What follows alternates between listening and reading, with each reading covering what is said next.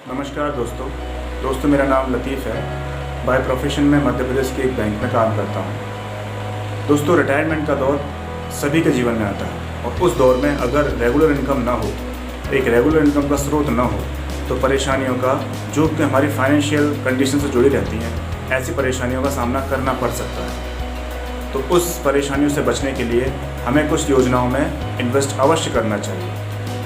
भारत में दो तरीके के लोग कार्य करते हैं, एक तो संगठित क्षेत्र में कार्य करने वाले लोग, एक असंगठित क्षेत्र में कार्य करने वाले लोग। संगठित क्षेत्र में कार्य करने वाले लोग उस दौर के लिए कुछ प्लान्स में इन्वेस्ट जरूर करते हैं और वो प्लान्स हैं RD, FD, NPS, PF, insurance. वो कुछ पैसा अपना ज़मीन में भी इन्वेस्ट करते हैं ताकि उनका रेगुलर इनकम का स्रोत बना रहे। लेकिन जो असंगठित क्षेत्र में कार्य करने वाले लोग हैं, जैसे अखबार वाला, चाय वाला, सब्जी वाला, आपके घरों में काम करने वाले भाई और फेरी वाले, दिहाड़ी मजदूर, ऐसे लोगों को चूँकि जानकारियाँ कम होती हैं, उनको अपने रिटायरमेंट के समय पर थोड़ी परेशानियों का सामना करना पड़ सकता है। इंडियन गवर्नमेंट ने 2015 में मई में ऐसे लोगों को टारगेट करते हुए अटल पेंशन योजना लॉन्च की थी, जो कि जून में भारत के सभी नागरिकों के लिए इस योजना को खोल दिया गया। चूँकि आपने थंबनेल में पढ़ा है कि हम आज चौथे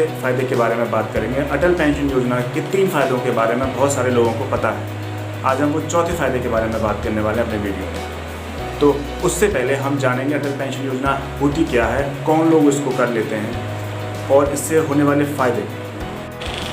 पूरे भारत में केवल 2.21 करोड़ लोग ही अभी इनरोल हुए हैं अटल पेंशन योजना के तहत। अगर हम पॉपुलेशन का हिसाब लगाएं तो ये केवल 2% के करीब ही होती है। तो इसका साफ साफ मतलब ये है कि अभी भी अटल पेंशन स्कीम के बारे में लोगों में अवेयरनेस बहुत कम है। चलिए आइए जानते हैं अटल पेंशन स्कीम होती क्या है। अटल पेंशन स्कीम एक ऐसी पेंशन स्कीम है जो कि खाता धारक को उसकी 60 वर्ष पूर्ण होने के पश्चात होने वाली आर्थिक परेशानियों से बचाने के लिए उसको 1000 से लेकर 5000 तक पेंशन प्रोवाइड कराती है।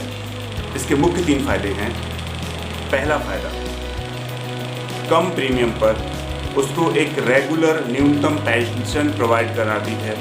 दूसरा फायदा, उसकी पेंशन लेने की अवधि के दौरान अगर उसकी मृत्यु हो जाती है, खाताधारक की मृत्यु हो जाती है, तो वही पेंशन राशि उसकी पत्नी को दी जाती है। और इसका तीसरा बहुत बड़ा फायदा, जब पति पत्नी दोनों की मृत्यु हो जाए तो जो संचित पेंशन राशि होती है वह उसके नॉमिनी, उनके नॉमिनी जो कि वो नामांकन फॉर्म में जिसका नाम लिख के जाते हैं, उसको पूरी राशि प्रोवाइड कराकर खाते को बंद कर दिया जाता है।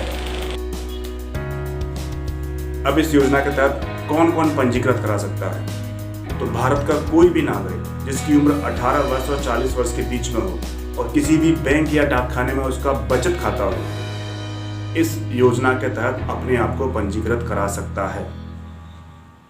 अगला प्रश्न आता है कि इस योजना के तहत हमारे पैसे कब तक कटेंगे?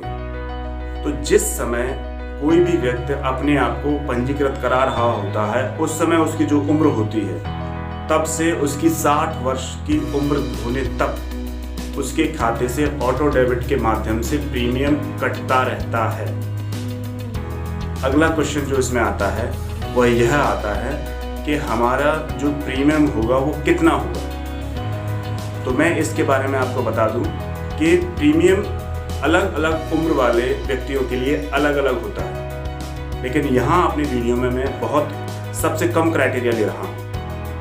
18 वर्ष की आयु का अगर कोई युवक 1000 रुपये के लिए आवेदन करता है तो उसे 42 रुपये का प्रीमियम देना पड़ता है। अगर वही युवक 2000 रुपये के लिए आवेदन करे तो उसे 84 रुपये की राशि प्रीमियम के तौर पर भरनी होगी। अगर वही युवक अगर 3000 रुपये के लिए आवेदन करता है तो 126 रुपये की राशि उसको देनी होगी। और 4000 के लिए जो ये राशि प्रीमियम की हो जाती है वो 168 रुपये हो जाती है। और 5000 रुपये के लिए अगर वो आवेदन करता है तो उसे प्रीमियम के तौर पर 210 रुपये भरने होंगे। और अगर कर्पस अमाउंट की बात करें तो 1000 रुपये के आवेदन करने वाले व्यक्ति के नॉमिनी को 1,70,000 रुपये की राशि देय है। 2000 रुपये के लिए जो अप्लाई करता है उसको 3,40,000 रुपये की राशि उसके नॉमिनी को दी जाती है। 3,000 रुपये के लिए जो आवेदन करता है उसके नॉमिनी को 5,10,000 रुपये की राशि प्रदान की जाती है और 4,000 रुपये की राशि के लिए जो अप्लाई करता है उसको 6,80,000 रुपये की राशि उसके नॉमिनी को दी जाती है और 5,000 रुपये के लिए जो व्यक्ति आवेदन करता है उसके नॉमिनी को 8,50,000 रुपये की राशि देय है इस योजना के तहत। अगर किसी भी ग्राहक की मृत्यु 60 वर्ष से पहले या बाद में हो जाती है तो उसमें 2 केस बनते हैं। पहला, अगर ग्राहक की मृत्यु 60 वर्ष से पहले हो जाती है तो उसकी पति या पत्नी को यह अधिकार होता है कि वह मूल धारक की जो प्रीमियम अमाउंट है वो उसकी उम्र की 60 वर्ष तक होने तक उस प्रीमियम को जारी रखे और जो पेंशन राशि उस मूल धारक को मिलती वही पेंशन राशि उसको मिलना चालू हो जाती है। इसके अलावा अगर वो चाहे तो उस खाते को उसी समय जिस समय मूल धारक की मृत्यु हुई है बंद करने के लिए अप्लाई कर सकती है। तो मय ब्याज के जो पैसा तब तक जो जमा हुआ था उसकी मृत्यु तक वह उसके खाते में अंतरित कर दिया जाता है। दूसरा केस, अगर खातेधारक की मृत्यु 60 वर्ष होने के पश्चात होती है तो वो जो पेंशन राशि मूल धारक को प्राप्त हो रही थी वही पेंशन राशि उसकी पति या पत्नी को मिलना शुरू हो जाती है या फिर वह चाहे तो संचित राशि को प्राप्त करने के लिए अप्लाई कर सकती है तो वह राशि उसके खाते में मय ब्याज के अंतरित कर दी जाती है और खाता बंद कर दिया जाता है। कुछ ग्राहक अक्सर हमसे पूछते हैं कि सर प्रीमियम तक तो ठीक है लेकिन हमें हमारा क्लेम कैसे मिलेगा, हमें हमारा पैसा कैसे मिलेगा।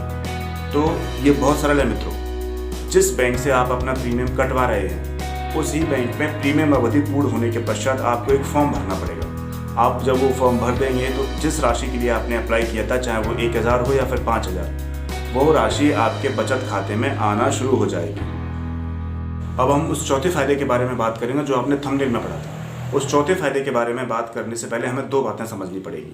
नंबर 1 कि जो राशि हम प्रीमियम के तौर पे कटवाते हैं वो प्रीमियम राशि भारतीय सरकार एक निवेश के तौर पर लेती है और उस निवेश पर जो रिटर्न मिलता है वो रिटर्न अगर कम होता है तो उसकी प्रतिपूर्ति भारतीय सरकार भरती है, लेकिन अगर वो ज़्यादा होता है तो उसका ज़्यादा का जो फायदा होता है वो आपको मिलता है। मित्रों, आपकी पेंशन स्कीम ज़्यादा भी हो सकती है लेकिन उससे कम नहीं होगी जिसके लिए आपने अप्लाई किया था। और इसी चौथे फायदे में दूसरी बात हम आपको बताएं कि जब ये 2015 में लॉन्च हुई थी ये स्कीम तो उस समय इसमें एग्जिट विकल्प नहीं था, लेकिन अब जब ये अपडेट हो चुकी है तो इसमें एग्जिट विकल्प भी शामिल है। तो आप जब चाहें विशेष परिस्थितियों में कभी भी इस स्कीम से एग्जिट हो सकते हैं। उसके लिए आपको बैंक में जाकर एग्जिट फॉर्म भरना होगा और आपकी राशि उस समय तक जो आपने अपने प्रीमियम के तौर पर कटवाई होगी मय ब्याज के आपके खाते में जमा कर दी जाएगी। लेकिन यहाँ हमारी एक सलाह है, वो सलाह ये है कि आप ये इस एग्जिट विकल्प का इस्तेमाल ना करें, क्योंकि अगर आप इस स्कीम में आपकी प्रीमियम अवधि तक जाते हैं तो आपका जो निवेश है वो आप उसको एक बड़ी राशि में बदल सकते हैं जो आपकी परिवार के लिए एक बड़ी सहायता के तौर पर प्रस्तुत होगा। मित्रों, अगर आपका भी कोई सवाल या समस्या अटल पेंशन योजना से जुड़ी हुई है तो मुझे कमेंट बॉक्स में अवश्य करें, वो मेरे लिए फीडबैक के तौर पर होगी और मैं अपने YouTube चैनल काम की बात के माध्यम से बैंक से जुड़ी हुई और भी योजनाओं के ज्ञानप्रद वीडियो आपके लिए लाता रहूँ।